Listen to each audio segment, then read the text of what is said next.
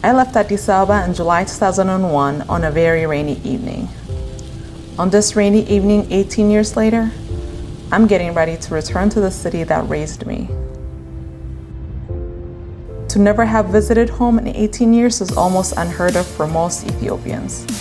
But school, work, and running my own business has kept me away from even a short trip to Addis. But now the time has come. I'm in San Francisco now, going to Frankfurt next, and then off to Addis Ababa. Yeah, Addis Ababa. Addis Ababa is the capital city of Ethiopia, a country located in Eastern Africa. In the last 20 years, the city has gone through an incredible transformation. In the year 2000, the population of Addis was estimated to be around 2.4 million. In 2020, the population has risen to almost 5 million. Because I left Addis at a relatively young age, I've always had a romanticized vision of the city. I often tell friends and family that I have a desire to return there permanently. But the consistent response I receive from them is that I'm too used to Western comforts now, and I would struggle to cope with the lifestyle of a developing country. On this trip, I hope to answer the question, could I return and live here? After traveling for close to 20 hours, we finally arrived at Bole International Airport.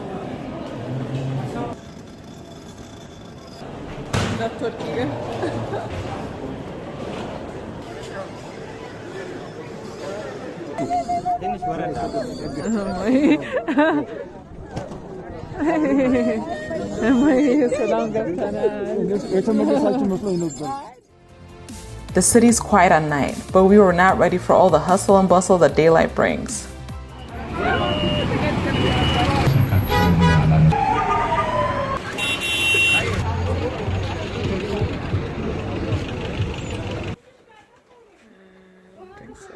It's our first morning in Addis Ababa.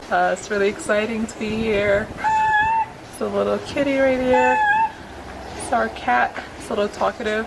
The weather is really, really nice. Mornings were my favorite part of the day in Addis Ababa.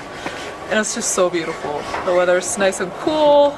It's not the rainy season, we came in the dry season, so it's really, really nice. Can't wait to go out to the city, see what's going on. Yeah, first morning.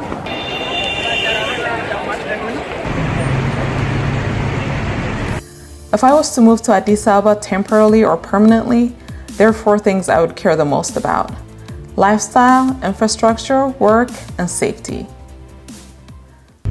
So we're in a taxi right now. We passed Arat Kilo and everything feels so close. I guess growing up, it felt like going to Arat Kilo from our neighborhood was so far. Like you had to take so many different taxis, or it felt so far. But no, we've only been driving around for 20 minutes maybe, and we've been through so many different neighborhoods.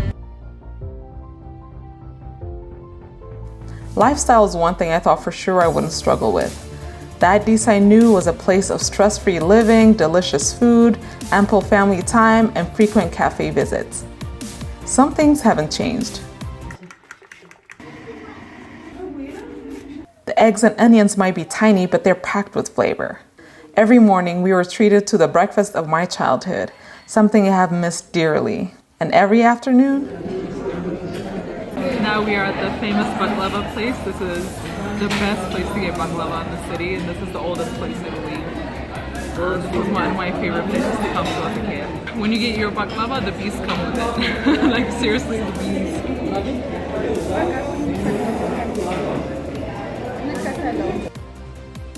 It seemed every couple of blocks there was another busy cafe, juice bar, or restaurant.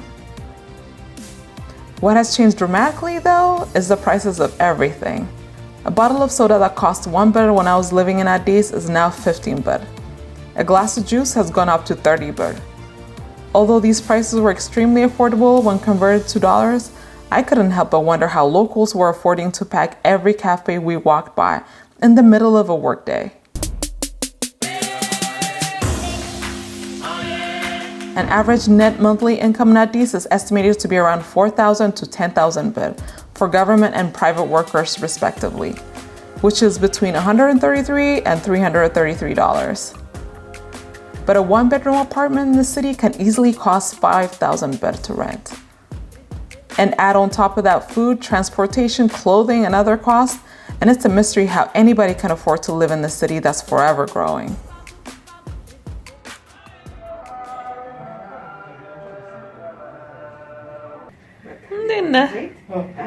Today is our second day in Addis Ababa, and I'm just so happy to be here. I'm already starting to meet family members, aunties and cousins, and I think that's the biggest thing I miss is just the people. So it's so crazy to see them after so many years. How everybody's grown up and married and has kids. And the city is just so vast now. When you were a kid, the city felt big, but now when you go and see the areas that you thought were big are small, but you see how much just in general, how the city has gotten so much bigger and wider. It just feels like, the country has moved on without you. I'm happy to be back.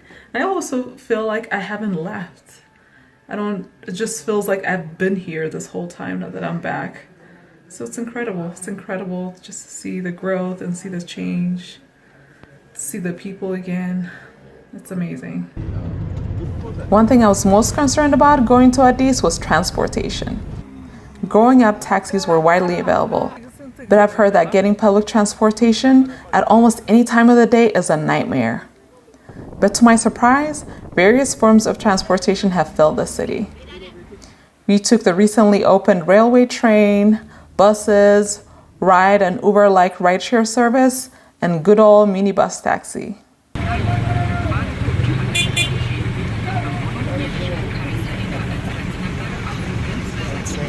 None of the lights work.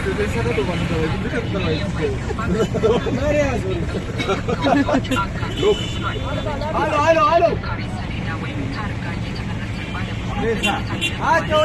Hello.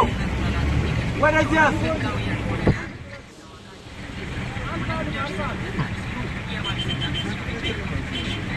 ባለፈው ላይቱ አይበራም። ይሁን አዳዲስ ነው ደግሞ በየወጣ ይቻላል አዲስ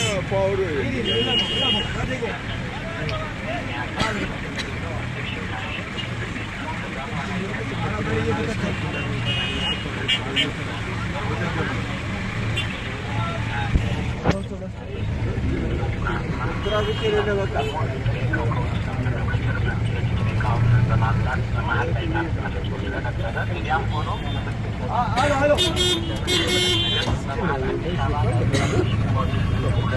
Would you be happy to drive in? No. Bring your Audi. I know. Bring that.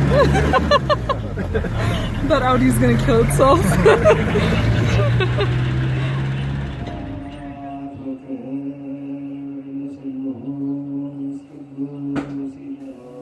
At 5 a.m. every morning, we were woken by a church right behind our house.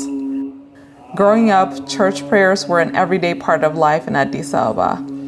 But to be woken by it every morning now feels so foreign. But what wasn't foreign was losing power. Lights kept going out sporadically throughout the week. But lucky for us, the longest power outage we experienced was less than an hour long. We are at the newly opened Unity Park.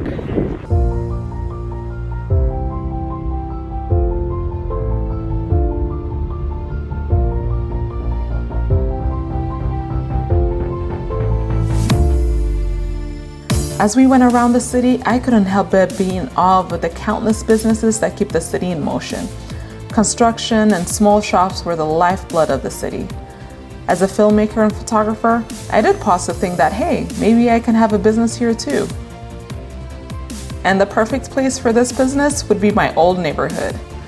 A place that was once a quiet neighborhood ideal for raising a family has turned into a hot commercial center with a new massive stadium being built. So this area is called Bole. We grew up in this area and none of this was here when we were growing up. None of these buildings were here. This area was a quieter area.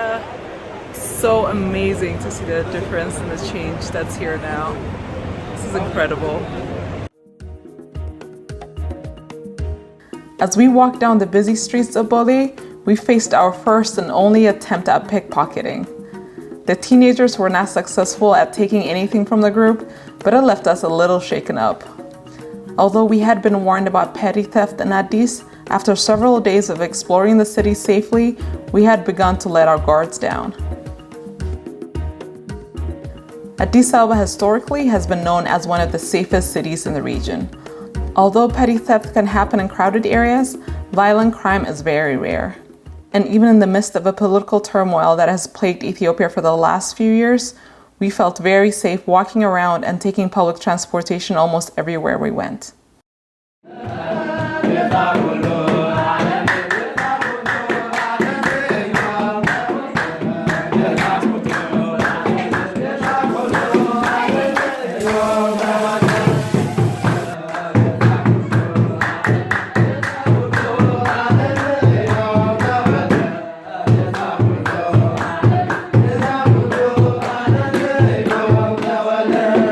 Today is Christmas in Addis Ababa, and the city is much quieter than it is usually. And we're stuck somewhere because we're having car troubles. Almost half of our time in Addis was spent going around visiting family and friends. Here, we're visiting one of our cousins that lives in one of the condominium units that were built and sold by the government for really affordable prices to those who were lucky enough to win them through a lottery-like program.